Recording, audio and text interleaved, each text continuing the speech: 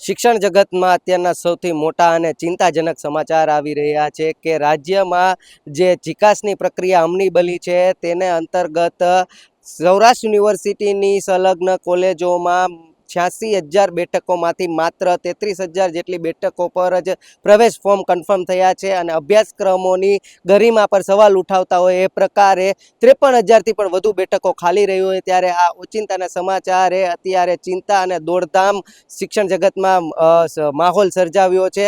સૌથી મહત્વની બાબત જ્યારે ફૂલછાપ ડિજિટલ આના પર અહેવાલ પ્રસિદ્ધ કર્યો છે અને જે સૌરાષ્ટ્ર યુનિવર્સિટીના કુલપતિ છે તેઓએ પણ આજે ફૂલછાપ ડિજિટલ સમક્ષ જે જીકાસ પ્રક્રિયાને લઈને કઈ જટિલ પ્રક્રિયાઓના કારણે બાળકોને જે છે એ આ ફોર્મ કન્ફર્મેશનની તકલીફો પડી રહેતી હોય અને હવે શું નવા નિયમો આવવાના છે કે જેથી આ એકદમ સરળ રીતે બાળકો આમાં અભ્યાસક્રમમાં પોતે એડમિશન લઈ શકે અને જે વિદ્યાર્થી એક્ટિવિસ્ટ છે તેઓ પણ આ જીકાસને લઈને શું કહી રહ્યા છે આવો જોઈએ આપણા આ વિશેષ અહેવાલમાં। સમગ્ર ગુજરાતની વાત કરવામાં આવે તો 4,90,000 જેટલી ટોટલ સીટો હતી તે પૈકી માત્ર હજી 2,14,000 વિદ્યાર્થીઓ એડમિશન કન્ફર્મ કરાવ્યા છે। તે જ રીતના સૌરાષ્ટ્ર યુનિવર્સિટીમાં 86,000 જેટલી બેઠકો યુનિવર્સિટીના સંલગ્ન કોલેજોમાં ટોટલ છે, એમાંથી હજી 53,000 જેટલી સીટો ખાલી છે, એટલે માત્ર 33,000 વિદ્યાર્થીઓ એડમિશન કન્ફર્મ કરાવ્યા છે। આ આંકડો જોતા લાગે છે કે રાજ્ય સરકારના શિક્ષણ વિભાગની નીતિ એ ખાનગી યુનિવર્સિટીઓને ખટખટાવવાની છે, કારણ કે તમારું કે મારો ભાઈ કે બેન ને કોઈ કોલેજની અંદર પ્રવેશ લેવડાવવો હોય અને ઓછી વધુ ટકાવારી હોય તો ઉતાવળ હોય સ્વાભાવિક છે, એટલે તાત્કાલિકપણે ખાનગી યુનિવર્સિટીમાં લઈ લે। જીકાસની અંદર તમે એડમિશન લીધા પછી એના 5 થી 6 રાઉન્ડ આવે, એમાં એડમિશન મળે ન મળે, મારી ઘરની પોતાની કોલેજ હોય તો મારા પોતાના બાળકને એડમિશન નથી આપી શકતો, એટલે જે પણ પ્રક્રિયા છે ખૂબ જ જટિલ છે। ક્યાંક ને ક્યાંક સરકારી યુનિવર્સિટીનો પતાવવાનો રાજ્ય સરકારની મંશા છે। એક વિદ્યાર્થી પ્રતિનિધિ તરીકે માનું છું છેલ્લા 4 વર્ષથી અમે રાજ્ય સરકારની સામે અવાજ ઉઠાવીએ છીએ કે જીકાસ નામની જે સિસ્ટમ છે એ દૂર કરો, કોલેજોને પોતાની સત્તા આપો, એ કોઈ પણ વિદ્યાર્થીને પ્રવેશ આપી શકે।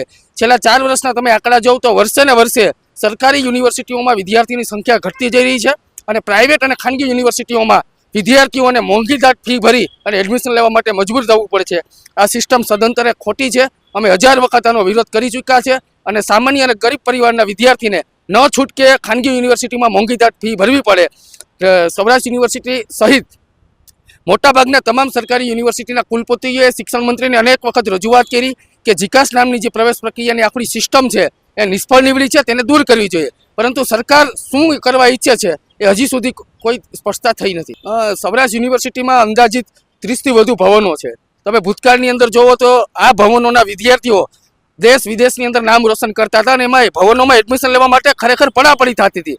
40 સીટો માટે 400-500 ફોર્મ ભરાતા હતા। આખા ગુજરાત અને દેશમાંથી કેમેસ્ટ્રી અને ફિઝિક્સ ભવનમાં એડમિશનો માટે પડાપડી થતી। આજે તમે જોવો તો એ ભવનોની અંદર 40 કે 60 સીટોની પૈકી 5-5, 6-6 એડમિશન થાય કે બધી જ મોરલેસ આવી સ્થિતિ છે કે જેમાં લગભગ 35-40% જેવા એડમિશન જે છે એ થયા છે। આ વખતે 2 મુદ્દા આપણે કહી શકીએ। સૌથી પહેલાં તો જે લાસ્ટ યરની વાત કરીએ એના કરતાં આ વખતે રજિસ્ટ્રેશનની સંખ્યા જે છે એ મર્યાદિત સમયમાં લગભગ 5.25 લાખની થઈ, જે ગયા વખત કરતાં લગભગ 1 થી 1.25 લાખ જેટલી વધારે હતી। પરંતુ જ્યારે 4 રાઉન્ડનો અંત થયો ત્યાં સુધીમાં જે એકચ્યુઅલ એડમિશનમાં કન્વર્ટ થયા એનો આંકડો જે છે એ લગભગ 1.5 લાખની આસપાસ જેવો થયો છે। મતલબ કે રજિસ્ટ્રેશન કરાવેલા વિદ્યાર્થીઓની સંખ્યા તો એક તરફ વધારે છે જ, પણ સામે જે એડમિશન કન્ફર્મેશનની જે વાત છે એ આટલી થઈ છે। એટલા માટે એક રસ્તો એ થાય કે જે વિદ્યાર્થીઓને ઓફર લેટર જાય છે એ વિદ્યાર્થી કોઈક ને કોઈક રીતે એમાં ફી ભરી અને એડમિશન નથી કરતો। આના માટે એવું પણ હોઈ શકે, માનો કે વિજ્ઞાન સાયન્સ છે તો એમાં નીટની પરીક્ષા જે છે એ પ્લસ 12મા ધોરણની સપ્લિમેન્ટરી એક્ઝામ જે છે એ પણ ઘણા વિદ્યાર્થીઓ આ વખતે ઘણી મોટી સંખ્યામાં આપી, જે ઇમ્પ્રુવમેન્ટ માટેની પરીક્ષા છે, એટલે એનું પરિણામ પણ જુલાઈના કદાચ ફર્સ્ટ વીકમાં આવશે। પણ કુલ મળીને વાત કરીએ તો જે અપેક્ષા હતી કે ભાઈ આટલા એડમિશન જે છે આ સમયગાળાની અંદર થઈ જવા જોઈએ એ ચોક્કસ નથી થયા। તો રસ્તો શું છે?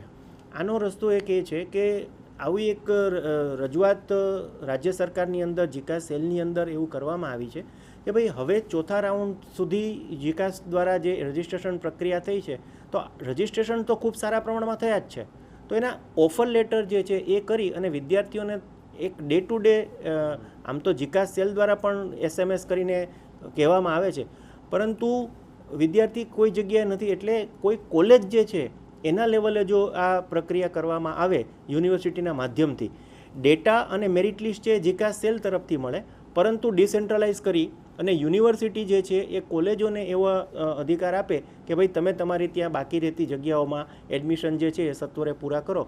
તો આ પ્રક્રિયા કદાચ આપણે આ આવતા તબક્કાથી શરૂ કરવાના છીએ. સૈદ્ધાંતિક રીતે આમાં રાજ્ય સરકાર પણ તત્પર છે કે એમનો પણ આશય અને હેતુ માત્ર એટલો જ છે કે પારદર્શક રીતે મેરિટમાં આવતા હોય એવા અને ઝડપી પ્રક્રિયા પૂરી થાય એ માટે છે. એટલે આ ડિસેન્ટ્રલાઇઝ માટેની પણ આપણી જે દરખાસ્ત છે, બધી યુનિવર્સિટીઓમાંથી દરખાસ્ત છે, આનો પણ સૈદ્ધાંતિક સ્વીકાર થયો છે અને મને લાગે છે કે આવનારા સમયની અંદર ડિસેન્ટ્રલાઇઝ કરી અને કોલેજ લેવલે યુનિવર્સિટીની માર્ગદર્શનની અંદર આ પ્રકારની પ્રોસેસ જે છે જીકાસની એડમિશનની એ સત્વરે પૂરી થાય.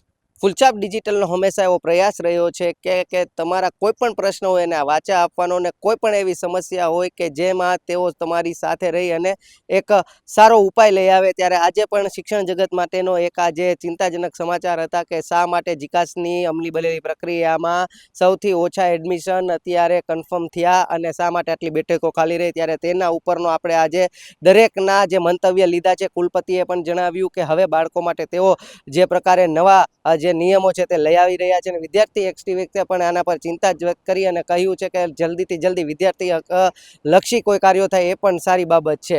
સહયોગી યુવરાજ ચૌહાણ સાથે પ્રતિપાલ સિજાલા, ફૂલછાપ ડિજિટલ, રાજકોટ.